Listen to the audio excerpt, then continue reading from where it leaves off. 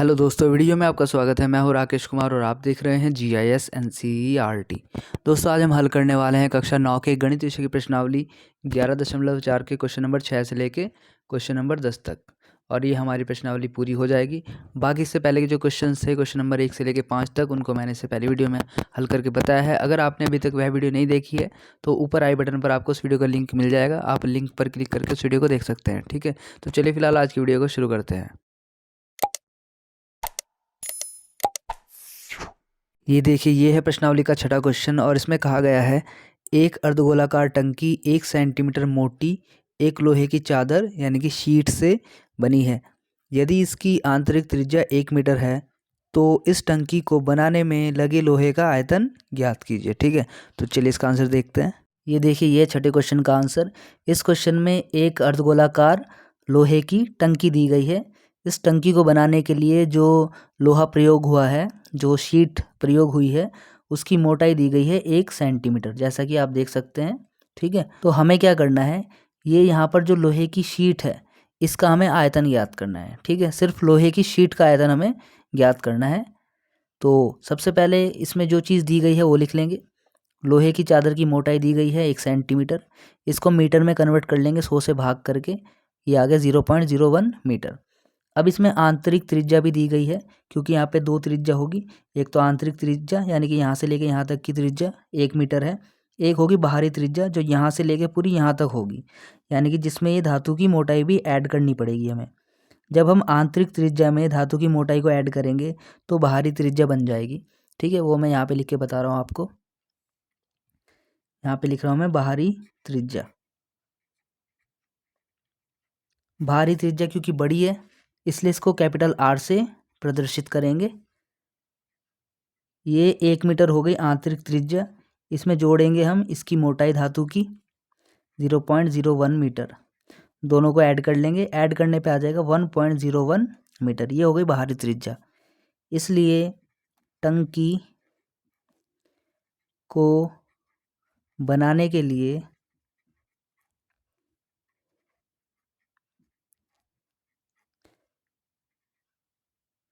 लगे लोहे का आयतन, टंकी को बनाने के लिए जो लोहा लगा है उसका आयतन हमें ज्ञात करना है। इसको मैंने V बोल दिया है। फॉर्मूला है अर्धगोले का आयतन का 2/3 पाई R क्यूब, लेकिन यहाँ पर आपको 2/3 पाई लिख करके capital R cube minus small r cube करना होगा।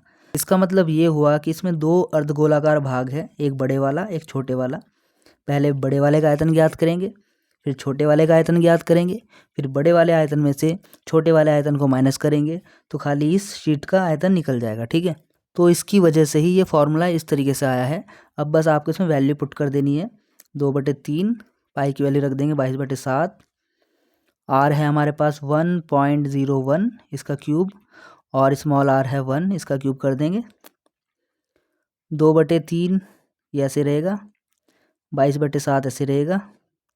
इसका क्यूब कर देंगे, आएगा 1.030301 और माइनस 1 का क्यूब करेंगे तो यही आ जाएगा।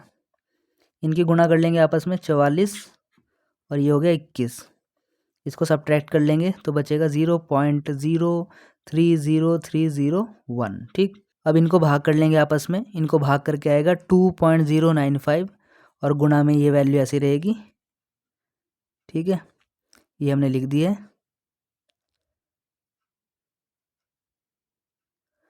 अब इनकी मल्टीप्लाई कर देंगे।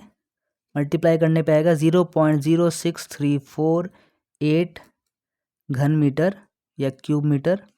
ये लिखेंगे हम लगभग, क्योंकि अभी और भी नंबर आएंगे पॉइंट के बाद, तो हम यहाँ तक ले रहे हैं इसलिए हमने इसको लगभग लिख दिया। ये इसका आंसर हो गया। ठीक है, तो इस प्रकार से जो धातु का आयतन है वो हमने निकाल दिया है। अब देखते हैं इसका 7वां क्वेश्चन। अब देखिए, ये है प्रश्नावली का 7वां क्वेश्चन और इसमें कहा गया है उस गोले का आयतन ज्ञात कीजिए जिसका पृष्ठीय क्षेत्रफल 154 वर्ग सेंटीमीटर है। ठीक है, तो चलिए इसका आंसर भी देखते हैं। अब देखिए, ये 7वें क्वेश्चन का आंसर।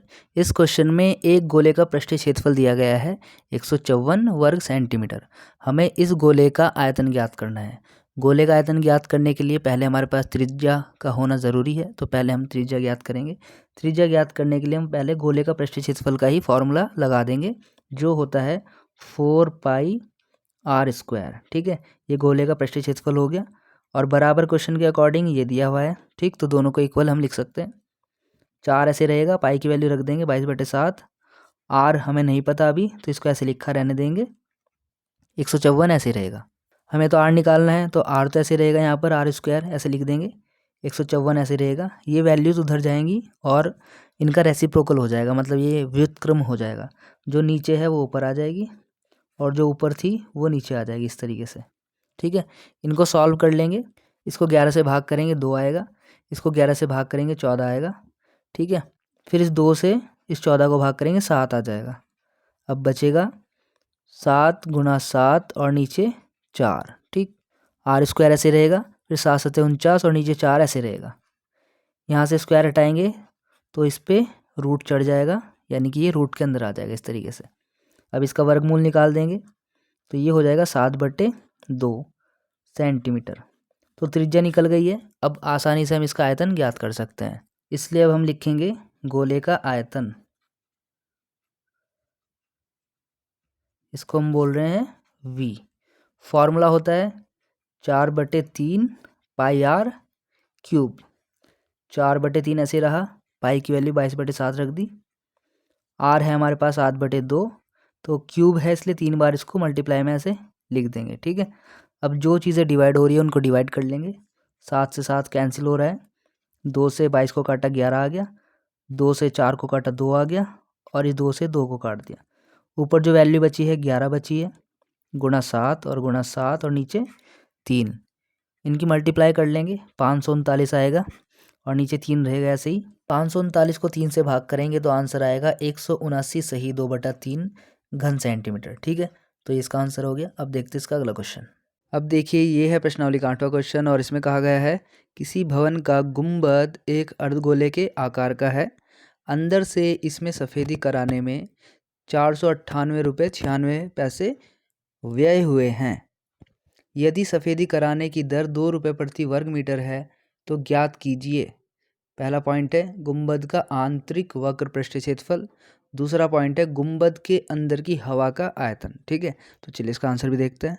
अब देखिए, ये है 8वें क्वेश्चन का आंसर और इस क्वेश्चन में कहा गया है कि एक गुंबद है जिस पर सफ़ेदी कराने का कुल व्यय हो रहा है 498.96 और व्यय की जो दर है, जो इस खर्च की दर है वो है 2 रुपये पर वर्ग मीटर, यानी कि 1 वर्ग मीटर पर 2 रुपये का खर्च आ रहा है। तो हमें सबसे पहले पॉइंट में बताना है कि गुंबद का आंतरिक वक्र पृष्ठीय क्षेत्रफल क्या है। तो फर्स्ट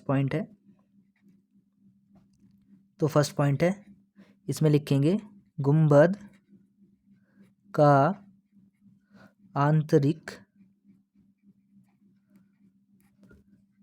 वक्र पृष्ठीय क्षेत्रफल।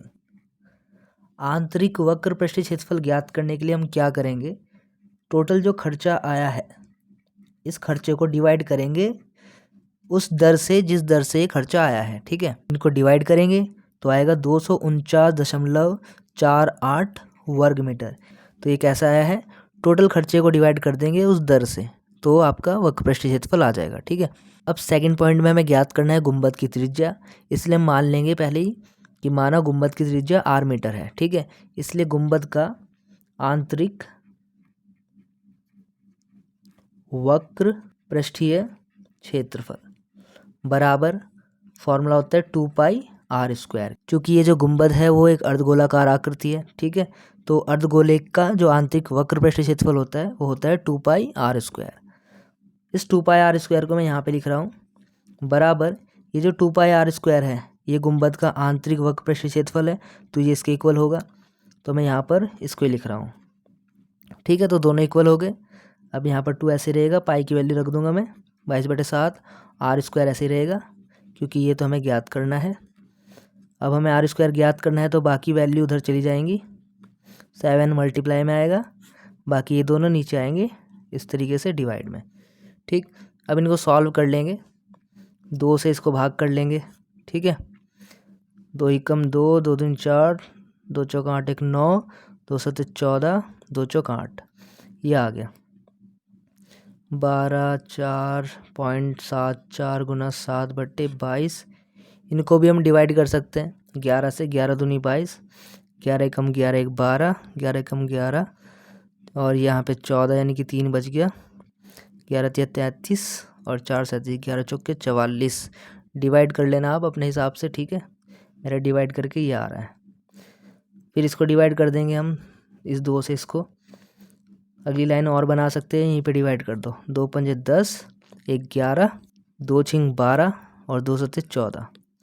तो ये बच रहा है हमारे पास डिवाइड करके गुणा 7 और ये वैल्यू, इनकी गुणा कर लेंगे आपस में तो आएगा 39.69। अब हमें तो आर निकालना है, स्क्वायर यहाँ से हटा दो तो इस पर आएगा अंडर रूट, ठीक है। इसका वर्गमूल ज्ञात करेंगे तो आएगा 6.3 सेंटीमीटर, ठीक है। तो ये तो निकल गई त्रिज्या। अब एक चीज़ और रह गई है, इसमें हमें इसका आयतन ज्ञात करना है कि इस गुंबद में कितनी हवा आ जाएगी, तो हवा का आयतन ज्ञात करना है। तो हवा का आयतन तभी पता चलेगा जब गुंबद का आयतन पता चलेगा, ठीक है। तो गुंबद का आयतन ज्ञात करेंगे। अब इसके लिए हम लिखेंगे गुंबद के अंदर हवा का आयतन, फॉर्मूला V बराबर 2/3 पाई r क्यूब, ठीक है। इसमें वैल्यू रख देंगे। r अभी हमने निकाला 6.3, 6.3, 6.3, 3 बार ऐसे मल्टीप्लाई में लिख दिया। डिवाइड कर लेंगे 7 निम 63, 3 से इसको डिवाइड कर लेंगे 2.1 आएगा। जो वैल्यू बची है उनको लिख लेंगे, फिर इनकी सबकी मल्टीप्लाई कर देंगे और हमारा आंसर आ जाएगा, ठीक है। ये आएगा 523.9 घन मीटर, ये इसका आंसर हो गया, ठीक। तो इस प्रकार से करना था। अब देखते इसका 9वां क्वेश्चन। अब देखिए ये है प्रश्नावली का 9वां क्वेश्चन और इसमें कहा गया है लोहे के 27 ठोस गोलों को पिघलाकर, जिनमें से प्रत्येक की त्रिज्या स्मॉल r है और पृष्ठीय क्षेत्रफल कैपिटल S है, एक बड़ा गोला बनाया जाता है जिसका पृष्ठीय क्षेत्रफल S डैश है। ज्ञात कीजिए। फर्स्ट पॉइंट है नए गोले की त्रिज्या R डैश। सेकंड पॉइंट है S और S डैश का अनुपात, ठीक है। तो चलिए इसका आंसर भी देखते हैं। अब देखिए ये 9वें क्वेश्चन का आंसर। इस क्वेश्चन में 2 गोले दिए गए हैं, एक छोटा गोला है, एक बड़ा गोला है, ठीक है। पहले पॉइंट में तो हमें बड़े गोले की त्रिज्या ज्ञात करनी है, तो वही काम करेंगे। जो चीज़ें दी गई है वो मैंने यहाँ पे लिख ली है। इसमें छोटे गोले की त्रिज्या r दी गई है, स्मॉल r लिख दिया है। छोटे गोले का पृष्ठीय क्षेत्रफल दिया है s। तो फर्स्ट पॉइंट हमें निकालना है बड़े गोले की त्रिज्या। तो सबसे पहले लिखेंगे एक छोटे गोले का आयतन। छोटे गोले का आयतन ज्ञात करेंगे पहले एक, तो हमें पता ही है फॉर्मूला 4/3 पाई r क्यूब, ठीक। अब क्वेश्चन में कहा है कि जो ये छोटे छोटे गोले हैं, ये ऐसे 27 गोले पिघला करके एक बड़ा गोला बनाया गया है, ठीक है। तो अब हम 27 गोलों का आयतन लिखेंगे। 27 छोटे गोलों का आयतन, ठीक है, बराबर 27 से मल्टीप्लाई कर देंगे इसकी 4/3 पाई r क्यूब की। 3 नम 27 और 9 चौक 36 पाई r क्यूब। तो 27 छोटे गोले का आयतन हो गया 36 पाई r क्यूब। अब बड़े गोले की त्रिज्या मान लेते हैं, जो नया बड़ा गोला बना है। माना बड़े गोले की त्रिज्या r डैश है। ये 27 छोटे गोलों को पिघला करके जो बड़ा गोला बना है उसकी त्रिज्या r डैश हमने मान ली है, ठीक है। अब हम लिखेंगे इसमें बड़े गोले का आयतन। फॉर्मूला तो इसका भी वही रहेगा 4/3 पाई r डैश क्यूब, ठीक है। तब प्रश्नानुसार हम लिखेंगे यहाँ पे 4/3 पाई r डैश क्यूब किसके इक्वल हो जाएगा, 36 पाई r क्यूब के। ऐसा क्यों हुआ, क्योंकि ये है 27 छोटे गोलों का आयतन और इन 27 छोटे गोलों को पिघला करके एक बड़ा गोला बनाया गया। तो इन 27 गोलों का आयतन बराबर किसके होगा, उस बड़े एक गोले के आयतन के। तो ये बराबर कर दिया मैंने यहाँ पे। अब इनको डिवाइड कर लेंगे, पाई से पाई कैंसिल हो गया, r डैश क्यूब बचा, 36 पाई r क्यूब ऐसे रहा, ये यहाँ पर 4 ऊपर था, ये यहाँ पे नीचे आएगा, 3 नीचे था तो 3 इधर ऊपर जाएगा इस तरीके से, ठीक है। इसको डिवाइड कर लेंगे, 4 9 36, तो बचा हमारे पास 27r³, ठीक है। हमें r' ज्ञात करना है तो r' ऐसे ही रहा, इस पे आ जाएगा घनमूल, क्योंकि यहाँ से मैंने क्यूब हटाया तो इधर घनमूल आ गया, यानी कि क्यूब रूट। इसका क्यूब रूट निकालेंगे तो आएगा 3r, तो r' निकल के आया हमारा 3r, ठीक है। तो बड़े गोले की त्रिज्या 3r है, यानी कि छोटे गोले से 3 गुनी त्रिज्या है बड़े गोले की, हम ये कह सकते हैं। अब देखते हैं इसका सेकंड पॉइंट। सेकंड पॉइंट में हमें छोटे गोले का आयतन और बड़े गोले का आयतन, इन दोनों के आयतन का अनुपात ज्ञात करना है, ठीक है। तो लिखेंगे पहले छोटे गोले का पृष्ठीय क्षेत्रफल S। ये देखिए सेकंड पॉइंट है। सेकंड पॉइंट में हमें क्या करना है, छोटे गोले का पृष्ठीय क्षेत्रफल S जो कि है 4πr², और बड़े गोले का पृष्ठीय क्षेत्रफल जो कि है S' 4πr²। इन दोनों का आयतन हमें ज्ञात करना है, ठीक है। 4 यहाँ पे ऐसे रहेगा, पाई भी ऐसे रहेगा, r' अभी हमने निकाली थी वैल्यू, r' की वैल्यू थी 3r, इसका स्क्वायर दिखा देंगे, 4π ऐसे रहेगा, 3 3 9 r², इनकी मल्टीप्लाई कर देंगे 36πr² हो जाएगा, ठीक है। अब लिखेंगे अनुपात, इनका हमें अनुपात ज्ञात करना है S का S' के साथ। तो S है 4πr², S' है 36πr², तो ये तो कैंसिल हो जाएंगे, 4 एकम 4, 4 9 36, 1/9 या 1:9 इसका आंसर आ गया, ठीक है। तो इस प्रकार से करना था। अब देखते हैं इसका 10वां क्वेश्चन। अब देखिए यह है प्रश्नावली का 10वां क्वेश्चन, और ये इस प्रश्नावली का आखिरी क्वेश्चन भी है। इसमें कहा गया है दवाई का एक कैप्सूल 3.5 mm व्यास का एक गोला है या गोली है वो, ठीक है। तो गोला है वो, उसका व्यास दे दिया एक तरीके से देखा जाए तो गोले का। इस कैप्सूल को भरने के लिए कितनी दवाई घन मिलीमीटर में की आवश्यकता होगी, मतलब इस गोले को भरने के लिए कितनी इसके अंदर दवाइयाँ डलेगी, कितनी घन मिलीमीटर दवाई की ज़रूरत पड़ेगी। तो कहने का मतलब उस गोले का हमें क्या ज्ञात करना होगा, आयतन ज्ञात करना होगा, V ज्ञात करना होगा, ठीक है। तो जितना इसका आयतन होगा उतनी दवाई इसके अंदर आ पाएगी, ठीक। तो चलिए इसका आंसर भी देखते हैं। ये है 10वें क्वेश्चन का आंसर, और इस क्वेश्चन में एक कैप्सूल दिया गया है जो कि एक गोले के आकार का है, ठीक है, जिसका व्यास हमें दिया गया है 3.5 मिलीमीटर। तो पहले तो इसकी त्रिज्या निकालेंगे हम, कैप्सूल की त्रिज्या निकालने के लिए क्या करेंगे, इसको भाग कर देंगे हम 2 से, तो ये निकल गई त्रिज्या 3.5/2 मिलीमीटर। हमें कहा गया है इस कैप्सूल के अंदर कितना हमें दवाई भरनी है, ठीक है, उसका आयतन बताना है। तो कहने मतलब कैप्सूल का आयतन बताना है, जितना आयतन होगा कैप्सूल का उतनी दवाई भरी जाएगी। तो लिखेंगे यहाँ पे कैप्सूल का आयतन, कैप्सूल का आयतन V बोल सकते हैं, 4/3 πr³। वैल्यू रख देंगे यहाँ पे, पाई की वैल्यू 22/7, R है 3.5/2, 3.5/2, 3.5/2, इनको डिवाइड कर सकते हैं, 7 पंजे 35, 2 से इसको 11, 2 से इसको 2, 2 से इसको कैंसिल, ठीक है। जो जो वैल्यू आई है उनको लिख लेंगे इस तरीके से, नीचे बचा है सिर्फ 3, तो 11 गुणा 3.5 गुणा 3.5 गुणा 0.5/3, ये लिख दिया। इनकी गुणा करेंगे, आएगा 67.375, 3 से इसको भाग कर देना है तो आएगा 22.46 घन मिलीमीटर। इसे हम लिखेंगे अप्रोक्सीमेशन में या लगभग में आएगा, क्योंकि पॉइंट के बाद और भी वैल्यू आएगी, ठीक है। तो इसका आंसर हो गया। तो दोस्तों इस प्रकार से एक्सरसाइज ये हो गई आपकी कंप्लीट। मिलते हैं आपसे अगली वीडियो में अगले चैप्टर के साथ, ठीक है। तब तक के लिए bye, take care, thanks for watching.